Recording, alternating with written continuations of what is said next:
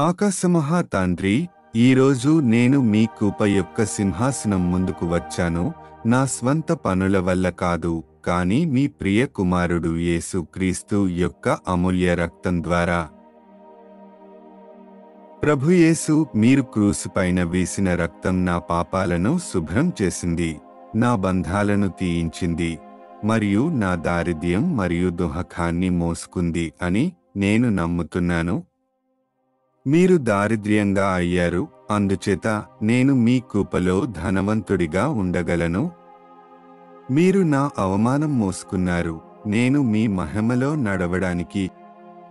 యేసు క్రీస్తు శక్తివంతమైన నామంలో మరియు ఆయన రక్త శక్తి ద్వారా నా జీవితంలోని ప్రతి ఆధ్యాత్మిక మరియు భౌతిక దారిద్ర్య ఆత్మను నేను తిరస్కరిస్తున్నాను.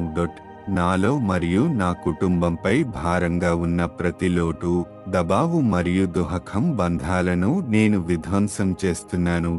నా జీవితంలోని ప్రతి రంగంలో దేవుని సరఫరా, సమృద్ధి మరియు స్వాతంత్ర్యాన్ని నేను ప్రకటిస్తున్నాను. ప్రభు, నా హృదయాన్ని విశ్వాసం మరియు సహనంతో నింపండి. నేను మీ ఆజ్ఞకు లోబడి నడవడం, మీ రాజ్యంలో విశ్వసనీయంగా సేదు వేయడం, జ్ఞానంతో మరియు కష్టపడి పనిచేయడం నేర్పించండి. ఆశీర్వాదాలు మరియు అవకాశాల తలుపులు తెరవండి.